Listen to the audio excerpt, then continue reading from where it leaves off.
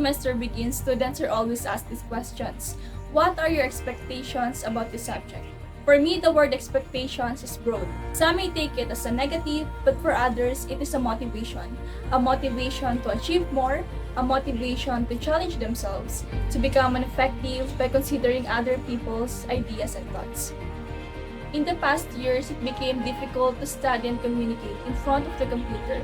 But as time passed by, we got used to it and we, teachers and students, handled it very well. And this school year, I expected to have a meaningful, less difficult, and enjoyable communication with my professor, both face-to-face and online. I believe that the subject tourism policy planning and development, as well as the sustainable development, are very interesting as it is about the environment and sustaining resources that we people must be aware of. That is why I list down 5 expectations about these subjects and how I wanted to learn it effectively. The first one is to make a good student-teacher relationship.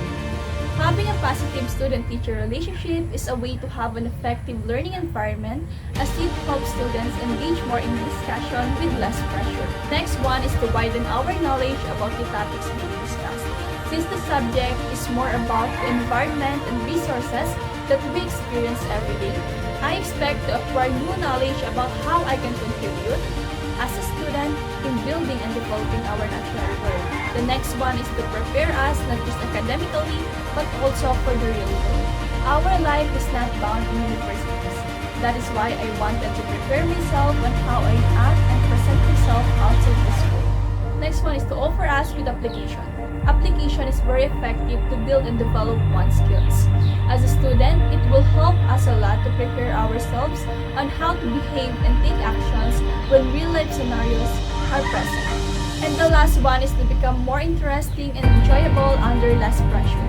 As a student, I wanted to just enjoy and romanticize my studies, since going to school or attending online classes became my everyday.